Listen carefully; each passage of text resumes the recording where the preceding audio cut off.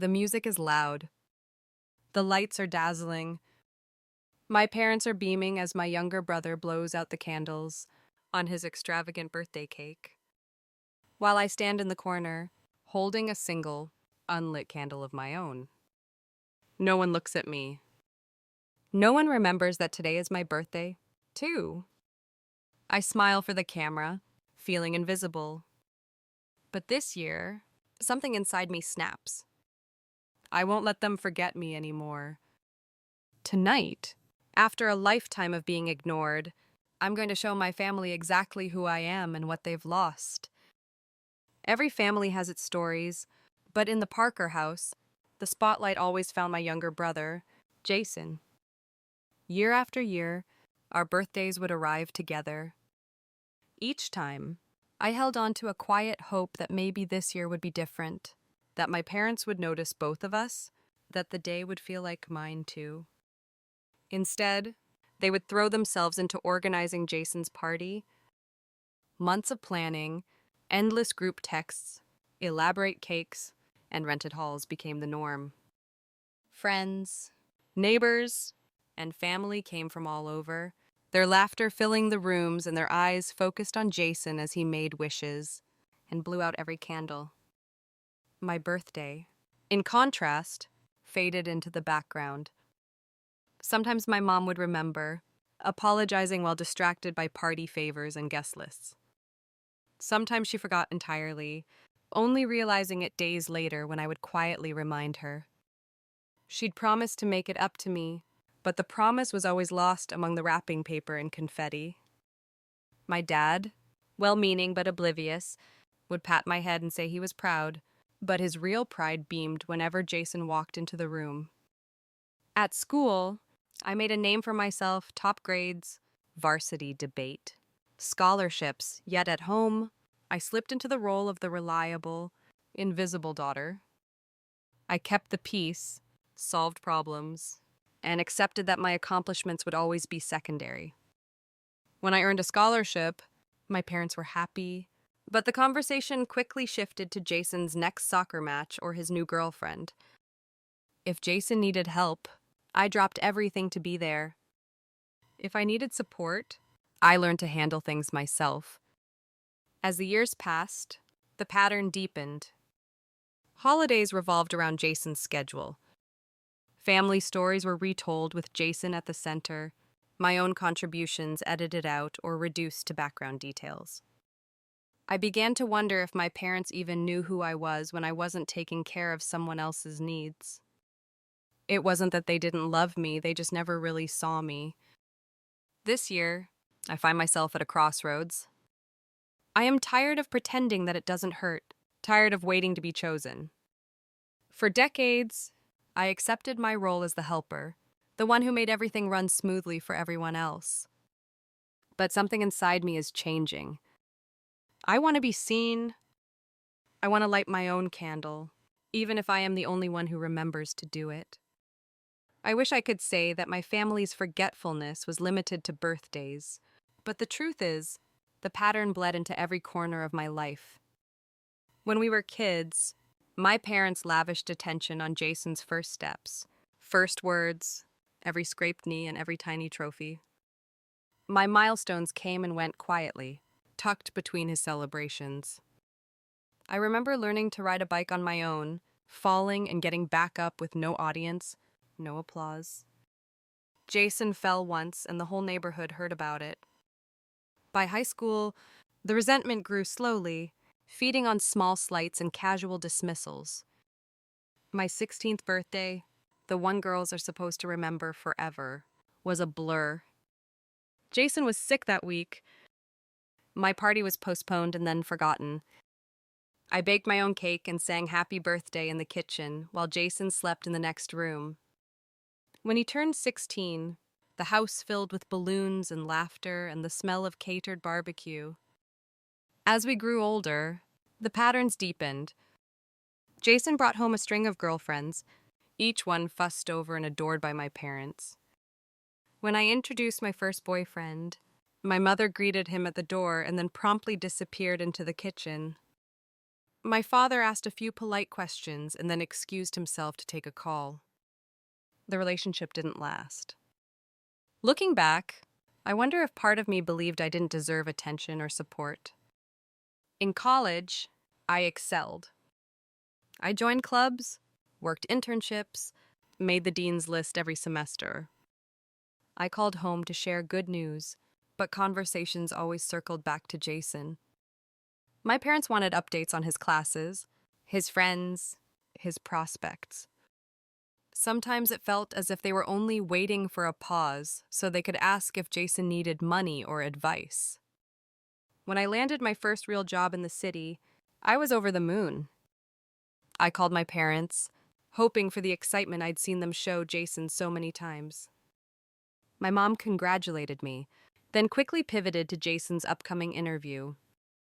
My dad suggested I set aside some of my first paycheck for Jason's graduation gift. I agreed, not wanting to sound ungrateful. The real turning point came the year I got promoted to senior manager. My boss called it a career-defining moment. I wanted to share it with my family, to finally see pride in their eyes.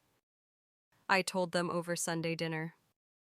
My mother smiled distractedly, already making a list of items for Jason's birthday brunch. Jason asked if I could help him pay for a new car. My father barely looked up from his phone. It was then I realized my place in the Parker family, the reliable daughter, the background character, the person who makes things easier for everyone else. The seed of resentment, once buried deep, began to grow. I tried to convince myself it didn't matter, that being useful was its own kind of love, but the bitterness crept in with every forgotten holiday and every request for help that was never reciprocated. I kept a journal. On the inside cover I wrote, "Maybe next year, they'll remember me." Each entry chronicled another moment of invisibility. Each page was proof of a wound no one else seemed to notice. By the time I hit 40, I had learned to expect nothing. Yet, a part of me still waited, hoping, wishing, that one day, someone in my family would finally see me and remember that I had a birthday too. It's strange how you can learn to expect disappointment and still be wounded by it. My 40th birthday should have been a milestone, something even my family couldn't ignore. But when the day arrived, I woke up to silence. My phone stayed blank. No calls, no messages. I scrolled through social media and saw Jason's face everywhere. My parents posting photos from his new job, his friends tagging him in celebration posts. Not a single mention of me. I tried to shrug it off, telling myself that I'd never needed their attention to be happy. I'd built a good life, with a job I loved and friends who valued me. Still, the old ache in my chest flared up, that childish hope that maybe this year they would finally remember. Later that week, my mother called. Her voice was full of excitement. She said they were planning something special and wanted me to come home for a family dinner. For a moment, my heart leaped. Maybe they hadn't forgotten after all. I put on my best dress, bought a bottle of wine, and drove to the house, imagining all the possible ways they might finally celebrate me. When I arrived, the house was full of people, relatives, neighbors, Jason's friends, and even his fiancée, Melissa, whose presence always seemed to shrink whatever space I occupied. The dining table was covered with streamers and balloons. A huge cake sat in the center, and a sign read, "Congratulations." "Jason," my mother greeted me with a distracted hug, barely noticing the wine I brought. Jason was surrounded by well-wishers, soaking up the attention. My father pulled me aside for a quick word, and I held my breath. He smiled and patted my arm. "I'm glad you're here, Claire. We wanted to ask you for a favor." I braced myself, but still, I wasn't prepared. Jason and Melissa have been working so hard, and you know how expensive weddings can be. Your mother and I thought it would mean a lot if you helped pay for their honeymoon. Just a small gesture from one sibling to another. He paused, waiting for my response. I could feel Melissa's eyes on me, expectant, almost smug. Jason didn't say anything, but his silence said everything. I swallowed my pride, trying not to let the hurt show. "I'll think about it," I said quietly, excusing myself to the kitchen. Alone, I leaned against the counter, gripping the edge until my knuckles turned white. I stared at the cake in the dining room, a towering confection of fondant and glitter, while I struggled to remember the last time anyone had bought a cake just for me. I poured myself a glass of wine, fighting back tears. A few minutes later, Melissa found me. She smiled sweetly. "You know, you should really feel lucky to be a part of this. Family is everything, right? Besides, you don't need a big party. You've always been so low maintenance." She turned on her heel and floated back to the celebration, leaving me alone with my humiliation. After the guests left, I helped clean up, just as I always did. My mother handed me a trash bag and thanked me for being such a good sport. I wanted to scream, to demand to know why my feelings never mattered, why my achievements were never celebrated, but all I could do was nod and keep moving. Back at my apartment, I tried to shake off the evening. I opened a group chat my family used for party planning, looking for some sign they'd remembered my birthday. That's when I saw it, a string of messages, weeks old, discussing how much money I had earned, how convenient it would be to use my bonus for Jason's honeymoon, and how they were sure I wouldn't mind. They hadn't forgotten me. They'd simply chosen to use me, just as they always had. The shock was sharp and cold. The humiliation burned hotter than any slight before. I sat in the dark, staring at the messages, realizing that all these years of being invisible had made me the perfect target. No one ever noticed when I was left out, and no one cared when I was taken advantage of. That night, something inside me broke. I couldn't be the reliable daughter, the invisible helper, the silent supporter any longer. If no one else was going to celebrate me, I would have to do it myself. For the first time in my life, I let myself feel the full weight of my anger and pain. It didn't destroy me. Instead, it lit a fire I never knew I had. I started planning not a party, not a confrontation, but an escape. I would find a way to reclaim my worth, even if it meant leaving my family behind. The next morning, I woke to the familiar weight of disappointment, but something inside me refused to let it go this time. My apartment was quiet except for the sound of the coffee maker sputtering. I stood in my kitchen, staring at the streaks of sunrise on the wall, and realized that I didn't want to forget. I wanted to remember every single way my family had made me invisible, every request for money, every overlooked accomplishment, every year my birthday was ignored. I sat down at my kitchen table, opened my laptop, and created a new folder on my desktop. I called it Receipts. The first thing I saved were screenshots of the group chat. There, in black and white, were the messages from my parents and Jason, making plans for Jason's wedding and honeymoon, plans that all relied on my bonus, my savings, my willingness to quietly provide. There were jokes about how Claire never makes a fuss and will pay for anything if you smile at her. I took screenshots of every line, every suggestion, every laughing emoji that made me feel small. But I didn't stop there. I dug into old emails and messages. I searched for every loan I'd given Jason over the years, the times my mother called me to say, just until payday, "Honey, we'll pay you back soon." The money never returned, but the requests kept coming. I found bank transfers, Venmo requests, text messages about covering bills, receipts for party supplies I bought but was never reimbursed for. Every time I tried to say no, I'd find a text from my dad reminding me to think of family first. I copied it all. As I scrolled further back, I stumbled onto photos from childhood birthdays. In each one, Jason was front and center, a glowing cake in front of him, surrounded by friends and family. I was somewhere in the background, holding a paper plate or setting out napkins, always smiling, never celebrated. I found a picture from my 16th birthday. I'm standing in the kitchen, holding a cupcake with a single candle, alone. Jason is in the next room, sick with the flu, and I'd spent the day baking for myself. There were no balloons, no cards, just me and a fading wish. I pulled out my old journals from a dusty box in the closet.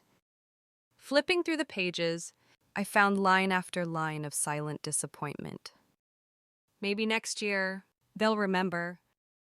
I wish Mom would ask me how I am, just once. Dad smiled when I gave him my report card, but then asked about Jason's soccer scores. It was all there, preserved in my own handwriting, the steady drip of being unseen, the slow erosion of hope. I started making lists. I opened an Excel spreadsheet and recorded every dollar I'd loaned or spent on family over the last 15 years. Money for Jason's cars, his apartment deposit, gifts for holidays, last-minute party expenses, endless wedding contributions. The sum was staggering. I wasn't just the invisible sibling, I'd become the family's silent ATM. My friend Erica was the first person I showed the folder to. She came over that evening with takeout and a bottle of wine, the kind of friend who knows when to listen and when to push. I handed her my laptop, embarrassed by the mountain of evidence. Erica scrolled, then looked up at me, her expression somewhere between heartbreak and fury. "You have every right to be angry," and she said, "You're not keeping score." "Claire, you're finally telling your story." I told her about the group chat, the jokes, the requests. I admitted that for years, I believed being generous would make my family love me more, or at least notice me. Erica reached across the table, squeezing my hand. "Love doesn't mean letting people walk all over you." Together, we began to organize the receipts. Erica helped me build a timeline: birthdays, holidays, job promotions, every moment I was overlooked, every time my family called only when they needed something. She convinced me to gather screenshots of my best work achievements, press clippings, awards, congratulatory emails from colleagues. I added photos of solo vacations, celebrations with friends, quiet moments where I found happiness on my own. It was the first time I saw my life as something more than a shadow behind Jason's spotlight. Late that night, after Erica left, I kept working. I dug into old digital albums, finding forgotten videos of Jason's birthdays and graduations. I watched as my parents toasted to his success, proud and glowing. I saw myself in the background, cleaning up, handing out drinks, always the helper. With each video, the hurt deepened, but so did my resolve. The folder grew. I titled it Claire's Truth. It was more than evidence. It was a living record of everything I'd survived, and everything I was ready to change. For the first time, I stopped wishing for my family's approval and started planning for my own peace. By dawn, I realized this wasn't about revenge. It was about reclaiming my story. I was tired of being used. I wanted boundaries, respect, and, above all, the chance to be celebrated, not as Jason's sister, not as the reliable helper, but as Claire, a woman who deserved more. I stared at the flickering candle Erica had left on my kitchen table. I promised myself, next year, I'd light it with joy. For days, the thought of what I'd discovered gnawed at me. I looked over my folder of receipts, the spreadsheet, the photo albums, the lines in my old journals, each a wound, each a mark of survival. I was done hiding. I wanted to be heard, really heard, even if it meant breaking the fragile peace in my family.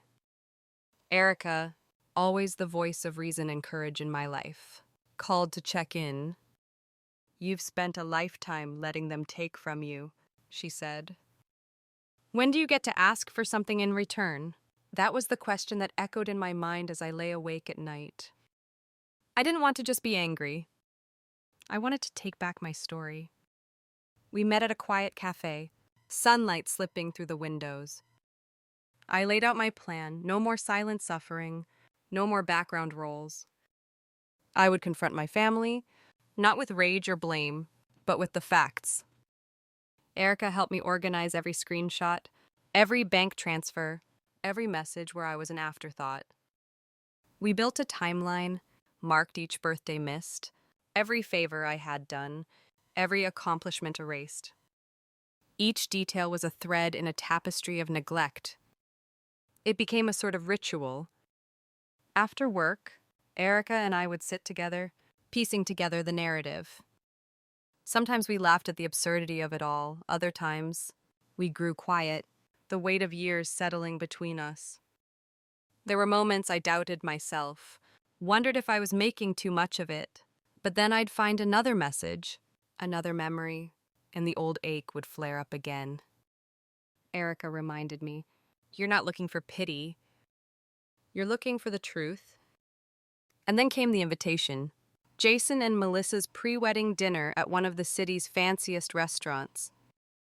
My mother's voice was syrupy sweet, telling me how much it would mean if I came. "Family is everything," she repeated. I almost laughed. I said yes, knowing this was the moment I'd been waiting for. Preparation became my armor. I practiced what I would say in front of the mirror, rehearsing every possible scenario. Erica played the roles of my parents and Jason, pushing back, interrupting, trying to guilt trip me. I learned how to keep my voice steady, how to respond with receipts and stay on point. We edited the presentation until it told my story without bitterness, just facts. I picked out an outfit that made me feel strong: tailored navy blazer, crisp white shirt, my favorite gold watch. I slipped the drive with all my evidence into my bag and texted Erica a photo of myself, feeling a rush of nerves and pride. She replied, "You look like someone about to change everything." The night of the dinner, I arrived early. My heart pounded, my hands trembled, but I kept moving. The restaurant buzzed with excitement, Jason at the center of every conversation, my parents glowing with pride. I took a deep breath, rehearsed my words in my head one last time, and told myself I wasn't here to cause a scene. I was here to finally take up space. As everyone took their seats, I touched the folder in my bag and felt something shift inside me. For the first time, I wasn't afraid of what might happen. I was afraid of never standing up for myself at all. The restaurant's private dining room glowed with warm light, laughter rising and falling above the clink of glasses. Jason was in his element, working the crowd, his fiancée Melissa at his side, both radiant with anticipation. My parents moved from table to table, greeting each guest as if they were the hosts of the city's most exclusive party. For a moment, I watched them, realizing just how comfortable they were in a world where I was always the supporting act. I found my seat near the end of the long table, my heart pounding but my mind clear. As the appetizers arrived and conversations turned to wedding plans and Jason's latest promotion, I waited, rehearsing my words in my head. Melissa raised a toast to family and new beginnings, her glass sparkling under the chandelier. I smiled politely, forcing myself to remain calm. My hands trembled in my lap, but I pressed them flat against my skirt, feeling the edge of the USB drive in my pocket. The main course came and went, laughter echoing louder as wine bottles emptied. Just as dessert was being served, a cake towering with fondant flowers, Jason's name written in bold icing, I stood up. My chair scraped softly against the floor, drawing a few curious glances. "Excuse me," I said, voice louder than I expected. The room grew quiet. Every face turned toward me: Jason, Melissa, my parents, relatives, even a few distant friends of the family.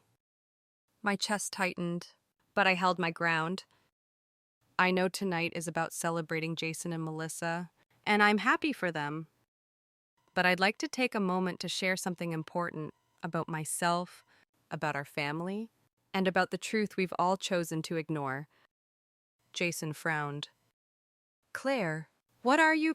Please, I said. Steady but firm. Let me finish.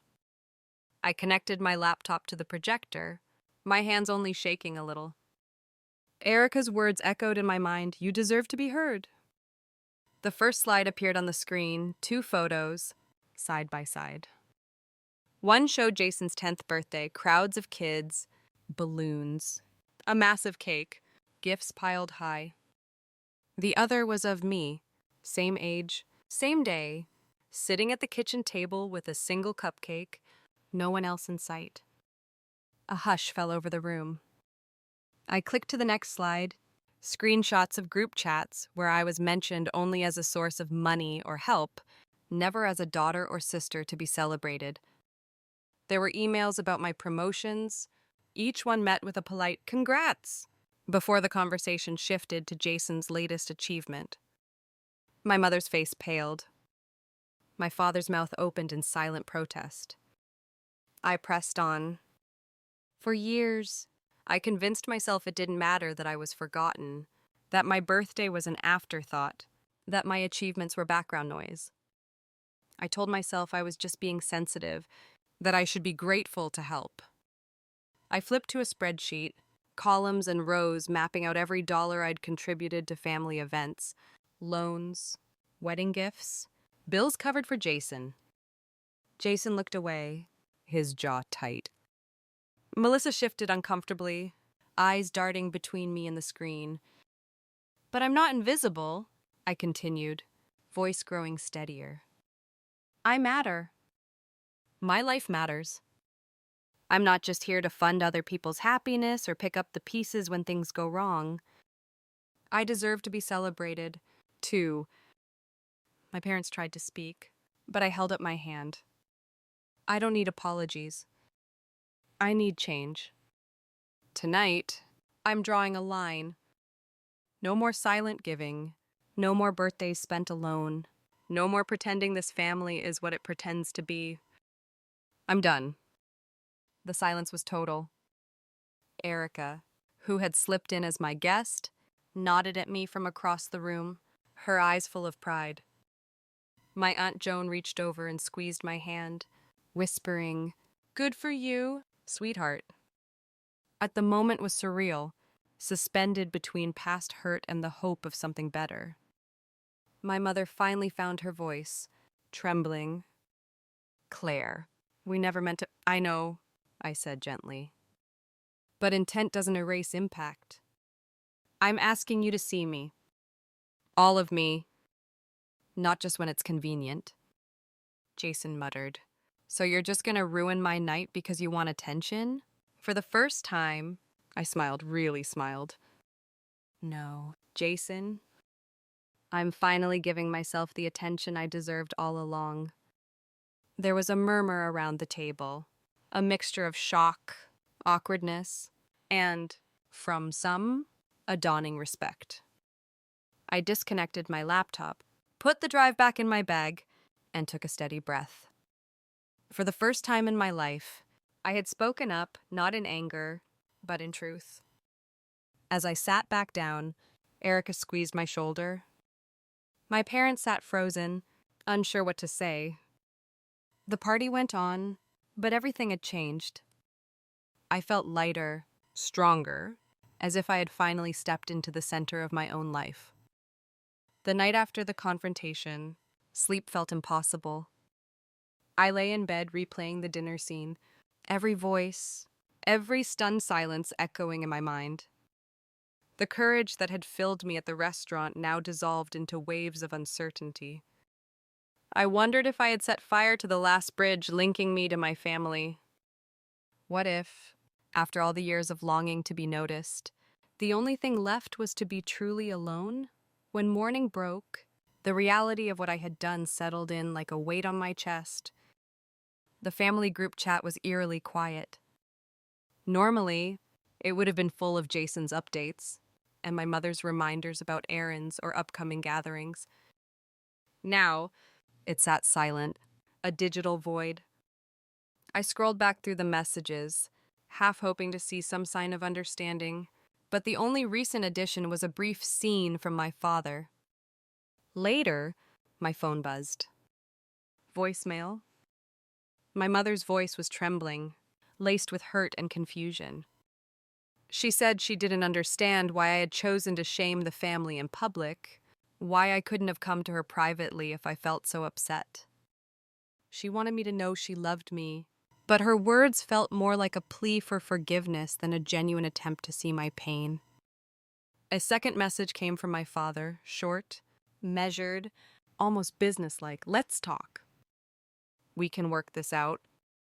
He sounded more worried about appearances than my feelings. Jason never called. Instead, I received a text from Melissa. You made everything about yourself. As always. I hope it was worth it. That hurt in a different way, a final twist of the knife from someone who had never seen me as more than a source of money and support. At work, things felt strangely normal. A few colleagues who had heard about the dinner from mutual friends stopped by my office to say they admired my courage. Others kept their distance, unsure of what to say. I buried myself in projects, glad for the distraction, but every time my phone buzzed, my stomach clenched with dread. I had spent my whole life fearing rejection, but nothing had prepared me for this kind of silence. The isolation was both liberating and terrifying. On one hand, I was free from the endless cycle of demands, the expectation to always give without receiving. On the other, the ache of being disconnected from my family, a family I'd spent decades trying to please, was raw and unrelenting. I walked through my apartment, touching the photos on the wall, the little mementos from holidays and graduations. For the first time, I wondered if any of them really belonged to me. It was Erica who kept me anchored. She checked in every morning, sending messages and silly memes to make me smile. She insisted on regular dinners, inviting me to meet her friends, who welcomed me with easy laughter and open arms. I found myself slowly letting go of the old patterns, saying yes to new experiences, building new traditions that belonged to me and no one else. Still, there were nights when grief overtook me. I missed my mother's voice, even when it was full of guilt and denial. I missed the easy familiarity of my father's advice, Jason's jokes, even Melissa's sharp humor. But as days turned into weeks, the pain shifted. It became less about what I had lost and more about what I was building. I realized I was discovering the strength to define family on my own terms. One Saturday morning, I walked around the lake near my apartment, the sunlight shimmering off the water. I watched couples with children, groups of friends gathered for picnics, and realized I was no longer jealous. I was content in my solitude, secure in the knowledge that my life, for the first time, was truly my own. The journey wasn't easy, and healing was not linear. Some days were better than others. But with every small victory, a home-cooked meal shared with friends, a new hobby, a quiet evening reading in my favorite chair, I felt my world expanding. I had weathered the storm. I was still standing. And I knew, deep down, that I was finally, undeniably, seen. The emptiness I felt after the family showdown was sharper than I could have imagined. There were mornings I lingered in bed, staring at the ceiling, wondering if I'd made a colossal mistake. No amount of logic could keep the loneliness at bay. The silence that once suffocated me now had a new, echoing quality. It reminded me not only of what I had lost, but of everything I was finally free to choose. I no longer belonged to their story. I had the terrifying freedom to write my own. On one such morning, while scrolling through old photos, I came across an image of myself on my 21st birthday, alone, holding a cupcake with a single candle, smiling bravely at the camera. My heart ached, but I also felt a flicker of pride. I had survived so much. I had learned to find joy even when no one else bothered to offer it. And in that moment, a new idea began to form. That evening, Erica dropped by with takeout. We sat on my balcony, a summer breeze brushing away the day's heat. She encouraged me to talk about the folder of receipts, the confrontation, the ache of isolation, and what I might do with all that pain. "You're not the only one who's been overlooked," she reminded me.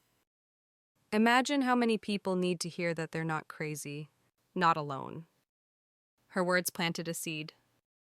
The next weekend, I sat down at my desk and began to write. I decided to call the project Birthday Receipts. It was a simple blog at first, an anonymous space to share what I'd lived through, the forgotten birthdays, the missed milestones, the years spent as the invisible sibling. I wrote about the confrontation at Jason's dinner, about the agony of standing up for myself and the strange, hollow quiet that followed.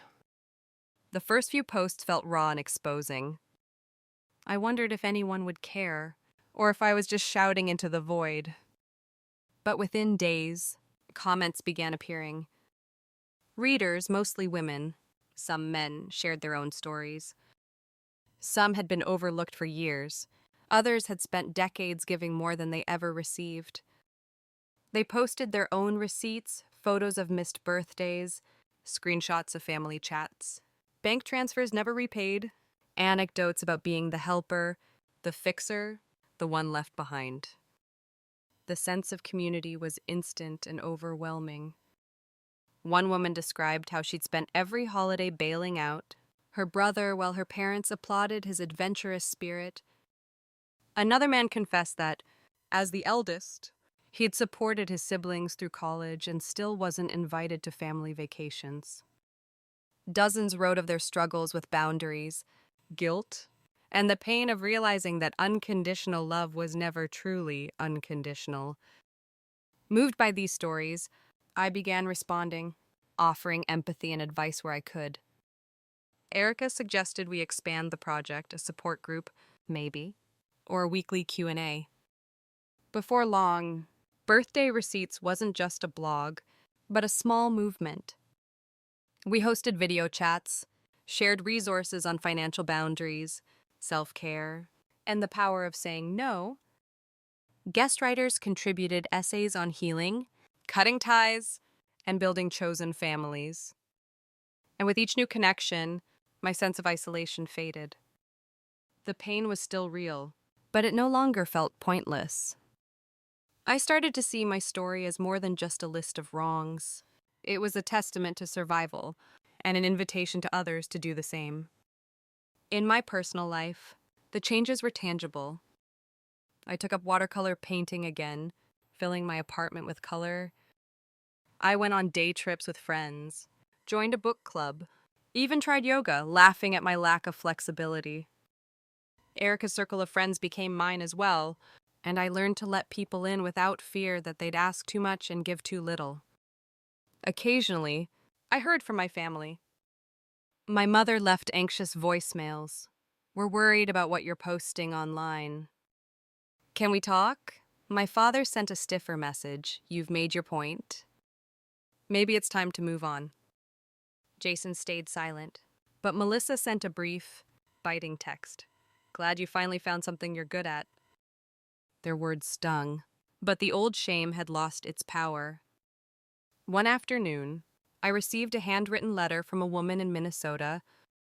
She'd read my story and decided to host her own birthday, her first since childhood.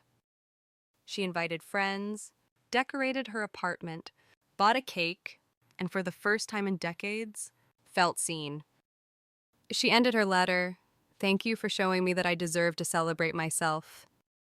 I wept reading it. The ache of my own lost birthdays softened, replaced by pride and hope. I realized that pain, when shared, can become power. we were not alone. We were, in our own ways, learning to be the main character in our stories at last. Nearly a year had passed since the night I exposed the truth. In that time, the boundaries I set had become the walls of a life I built for myself. I threw birthday parties with friends who truly saw me, found joy in ordinary days, and poured myself into the birthday receipts community. Yet, no matter how full my new life became, some emptiness lingered, a part of me that still mourned. What family was supposed to mean? It was a gray Saturday when the email arrived from my father. The subject line read, "Let's talk. Please." His words were brief, almost hesitant, but "We want to see you. Claire, we're sorry. Can we come by?" The old ache of longing and the sharper memory of hurt tangled inside me. This time, I chose not to answer immediately. I took the weekend to reflect, asking myself what I needed, not what would make them comfortable. In the end, I wrote back, "You may come, but on my terms. In my home, as equals. No requests, no excuses." My parents arrived together, bringing a simple bouquet of flowers. For once, Jason and even Melissa followed behind, quieter than I'd ever seen them. My apartment had become a sanctuary of selfhood, paintings, plants, reminders of the life I'd created out of pain. We sat together, awkward at first, the silence thick with years of misunderstanding. My mother's voice broke the quiet. She admitted she'd been reading the blog, learning about wounds she hadn't seen. "You always seemed so strong. Claire, I never realized you were hurting." My father, who rarely spoke about feelings, looked down at his hands and said, "We took your reliability for granted. I'm sorry for every time we did." I listened, wary but open, determined not to let the moment slide past in platitudes. Jason was the slowest to speak. He admitted he'd believed I wanted to be behind the scenes, that it was easier to let me handle things than to risk disappointing our parents.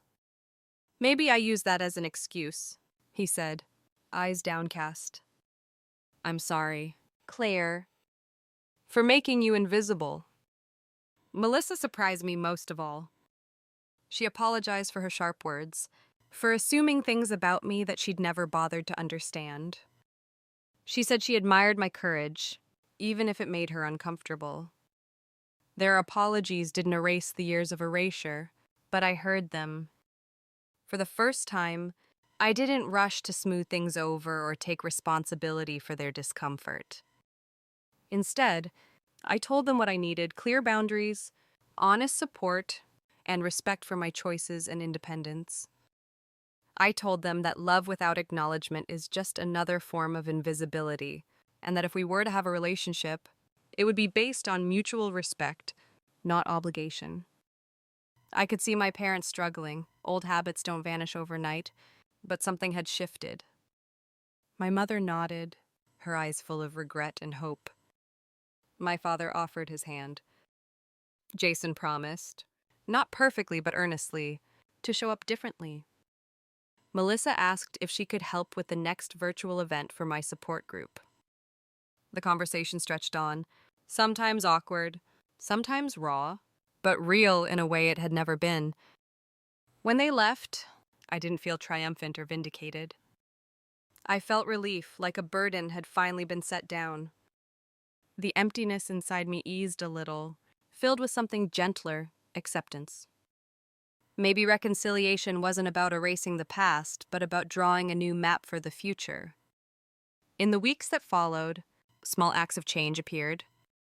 My parents called to check on me, not with requests, but with genuine interest. Jason sent a birthday card, just for me, with a handwritten note. Melissa invited me to brunch. There were missteps, awkward silences, and moments when I had to reinforce my boundaries, but slowly, new trust began to grow. I understood now that forgiveness wasn't a gift for them, but for myself. It meant I could move forward untethered, choosing which parts of family to carry and which to let go. Sitting by my window one evening, city lights glowing beyond the glass, I realized I had claimed my place in my own story. I was no longer invisible. I was the main character, and this reconciliation was, at last, on my terms. As another birthday approaches, I pause to reflect not just on what I've lost, but everything I've learned. The ache of years past is still there, but it no longer controls me. My apartment is bright and alive, filled with music, color, and the voices of friends who truly see me. I light my own candle, not waiting for anyone else to remember. If there is one lesson I want you to take away from my journey, it is this: you do not need anyone's permission to honor your own worth. Setting boundaries is not selfish, it is an act of courage and self-love. Sometimes the family you are born into will never see you for who you are, but that does not mean you are invisible or unworthy. You have the right to choose joy, to draw your own lines, and to celebrate yourself in a world that may not always understand. Maybe you see yourself in my story. Maybe you've spent years waiting to be noticed, believing that love meant sacrificing your voice for someone else's happiness. I hope you realize today can be the day you choose yourself. You are not invisible. You never were. I would love to hear your stories in the comments below. When did you find the strength to set your own boundaries? What advice would you give to someone still waiting for permission to be seen? Your truth could be the hope another person needs right now. If my story moved you, or if you want to hear more true stories of resilience, justice, and healing, please subscribe to Heartless Revenge. Every week, we share journeys of ordinary people who dared to reclaim their lives and write their own ending. Join our community where your voice, your story, and your worth will always be celebrated. Tonight, as I light my own candle, I celebrate all of us who have chosen to step into the light. Here's to you, to me, to everyone brave enough to be seen,